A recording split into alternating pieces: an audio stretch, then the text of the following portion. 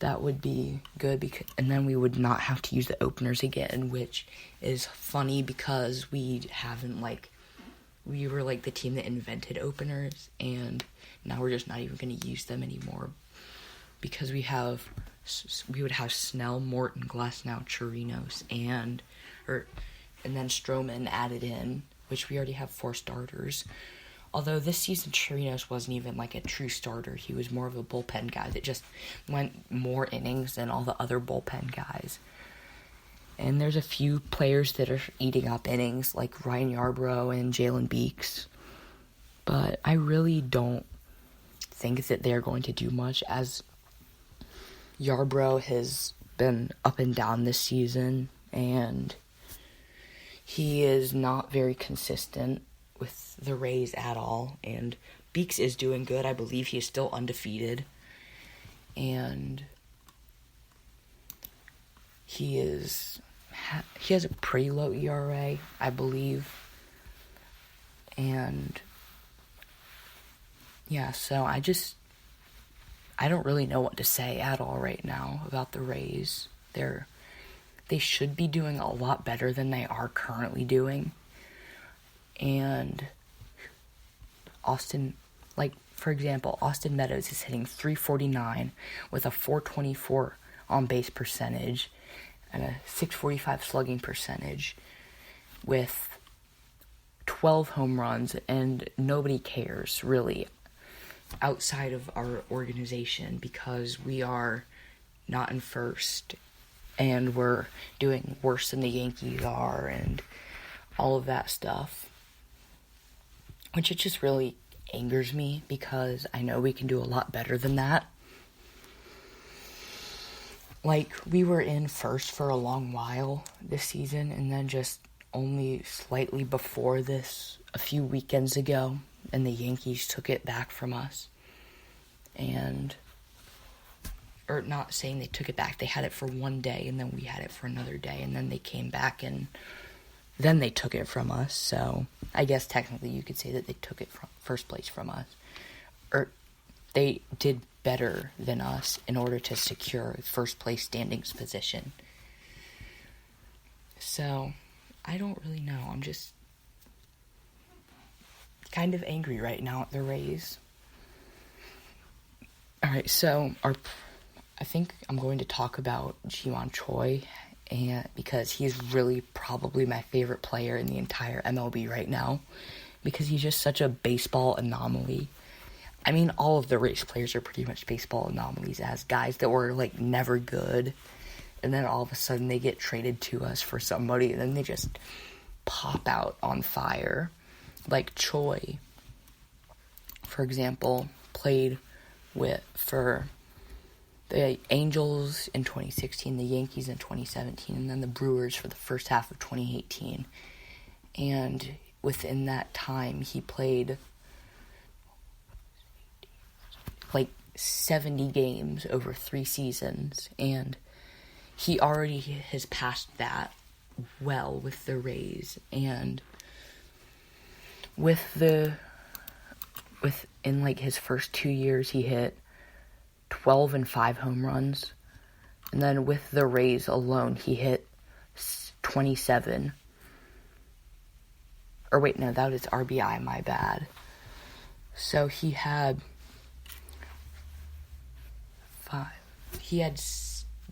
22 RBIs in his past 3 seasons. And then as soon as he got to the Rays, he had 27 over the next 50 games that he played.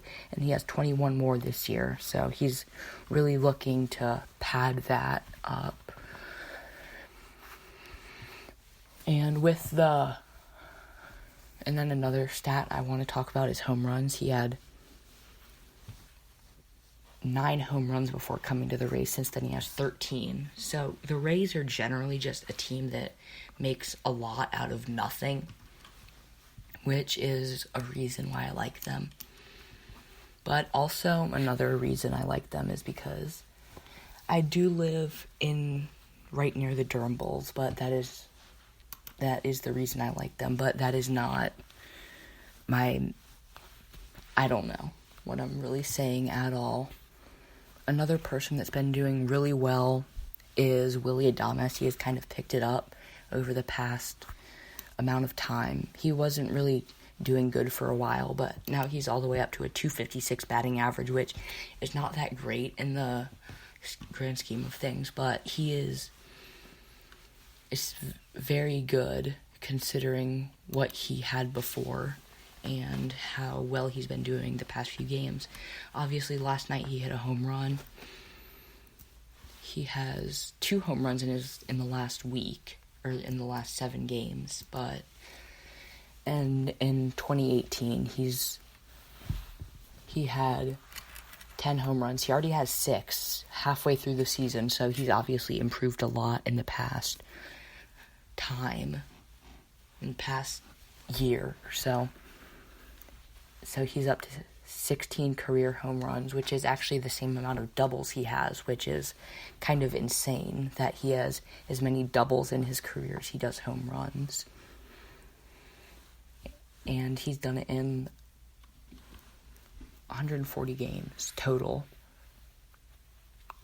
which is an entire MLB season. And then also, he had a very quick rise through the minors. He got drafted in 2013 by the Tigers, and then he was later acquired by the Rays in the David Price trade that sent him to Detroit. And then since then, he went from Bowling Green to the Rays in 4 years, which is just really insane. Which I had the pleasure of seeing him for 1.5 seasons in Durham at the Bulls AAA, which they are doing also really well right now. I believe they're still in first place in the International League South Division. So, good for them. And then also, I believe that the Bowling Green Hot Rods have been doing very well. So that is also another thing to look out for. We've always had some very consistent home team, or from very consistent minor league teams. In the past, the Bulls are currently 34-26, so they're 8 games over 500, which puts them in third in the NL South. In the IL South, I was incorrect, but they are currently 1 game out of first, so that's going to be a really tight division to watch out for in the International League.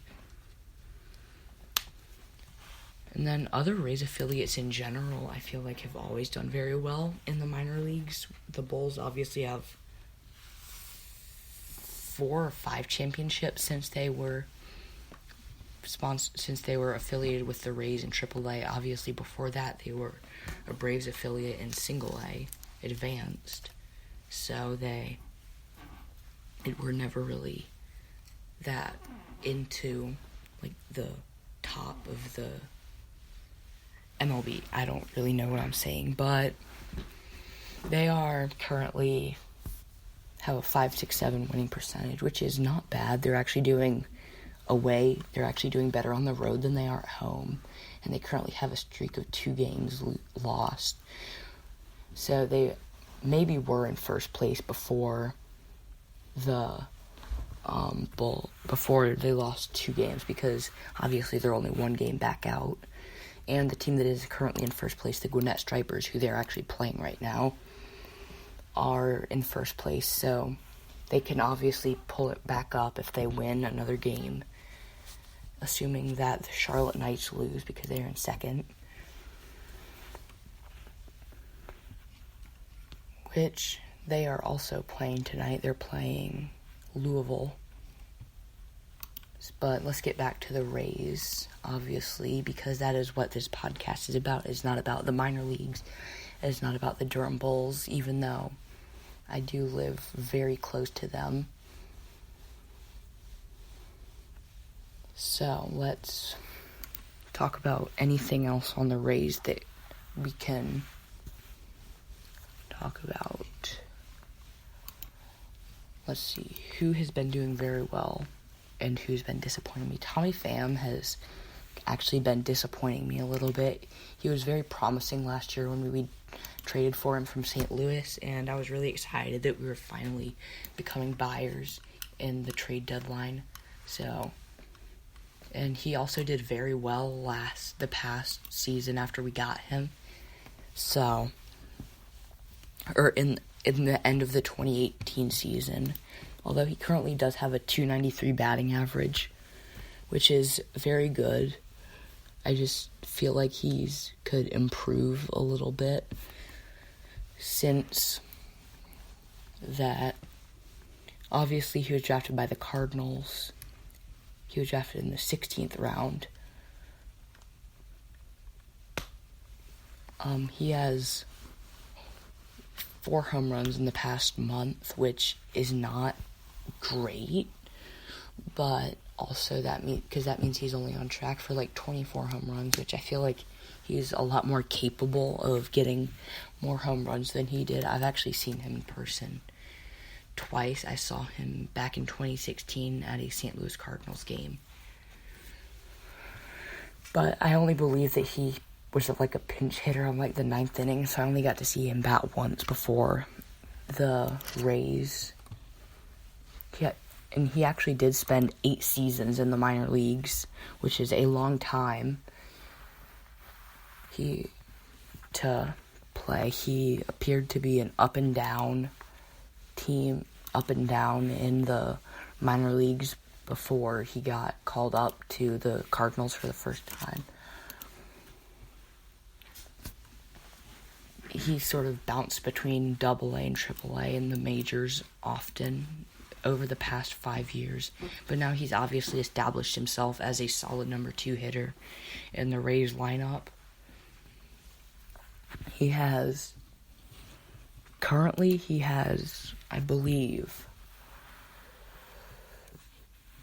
he has 8 home runs this season, so not great, but he had 7 home runs over like the entire since the trade deadline, so he could really improve his production, I feel like, after getting 7 home runs in 39 games and then 8 home runs in 54 games, which is an average of about a home run every